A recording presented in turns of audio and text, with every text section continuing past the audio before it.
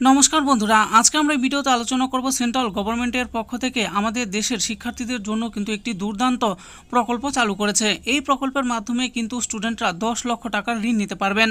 তাহলে আসুন দেখে নিই এই স্কিমের ব্যাপারে কি বলা হয়েছে। দেখুন, বলা হয়েছে যে কেন্দ্রীয় সরকারের নতুন প্রকল্প, শিক্ষার্থীরা পাবেন 10 লাখ টাকার শিক্ষা ঋণ। বিস্তারিত জানুন। তাহলে আসুন দেখে নিই এই ব্যাপারে কি বলা হয়েছে।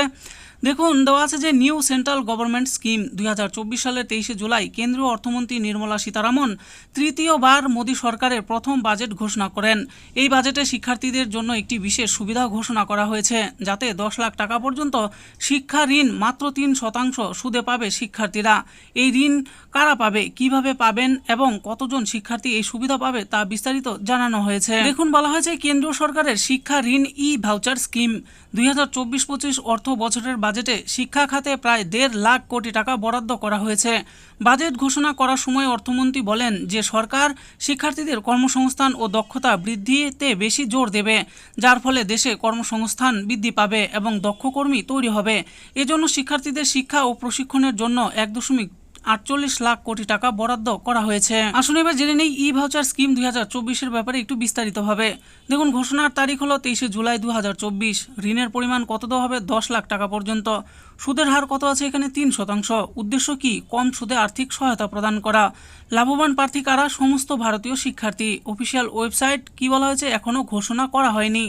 অর্থমন্ত্রী বলেন উচ্চশিক্ষার জন্য শিক্ষার্থীরা 10 লাখ টাকা পর্যন্ত ঋণ পাবে মাত্র 3% সুদে। অনেকে মনে করেন এই প্রকল্পটি পশ্চিমবঙ্গে স্টুডেন্ট ক্রেডিট কার্ড স্কিমের আদলে তৈরি করা হয়েছে, যদিও কেন্দ্রীয় সংস্থা এ বিষয়ে কোনো মন্তব্য করেনি।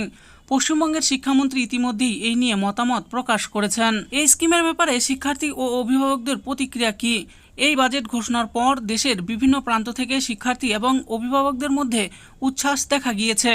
শিক্ষার্থীরা মনে করেন এই প্রকল্পটি তাদের উচ্চশিক্ষার স্বপ্ন পূরণের পথে একটি বড় পদক্ষেপ হবে। অনেক অভিভাবকও মনে করেন যে এই ঋণ সুবিধার মাধ্যমে তাদের সন্তানদের উচ্চশিক্ষা অর্জন করা আরও সহজ হবে। কবে থেকে শুরু হবে এই প্রকল্প? এই প্রকল্পটির মাধ্যমে শিক্ষার্থীরা সহজেই অর্থ সংগ্রহ করে তাদের শিক্ষা অব্যাহত রাখতে পারবে। 3% সুদের হার সাধারণ শিক্ষা ঋণের তুলনায় অনেক কম, যা শিক্ষার্থীদের ঋণের বোঝা কমিয়ে দেবে।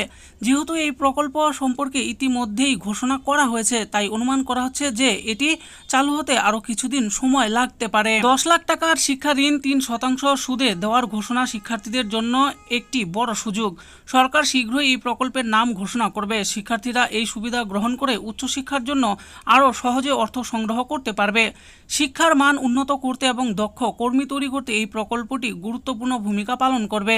দেশের শিক্ষা ব্যবস্থার উন্নতিতে এই ধরনের উদ্যোগগুলি অপরিহার্য। তো বন্ধুরা, দেখে নিলেন আজকে আমরা ভিডিওতে আলোচনা করলাম সেন্ট্রাল গভর্নমেন্টের পক্ষ থেকে চালু করা আমাদের দেশের শিক্ষার্থীদের জন্য দুর্দান্ত একটি প্রকল্প। এই প্রকল্পের নামকরণ এখনো করা হয়নি। এই প্রকল্পের মাধ্যমে আপনারা 10 লক্ষ টাকা ঋণ পাবেন, তাও 3% সুদের হারে। খুব শীঘ্রই এই প্রকল্প চালু হতে চলেছে। চালু হলে আমি আপনাদেরকে অবশ্যই জানাবো। আশা করি ভিডিওটি আপনাদের ভালো লেগেছে। আর এই ভিডিওটি যদি আপনাদের ভালো লেগে থাকে তাহলে অবশ্যই একটি লাইক করবেন। আরও এরকম নিত্য নতুন স্কিম ও আপডেট সম্পর্কে জানার জন্য আমাদের এই চ্যানেল গভর্নমেন্ট স্কিম প্রো চ্যানেলটিকে অবশ্যই সাবস্ক্রাইব করবেন।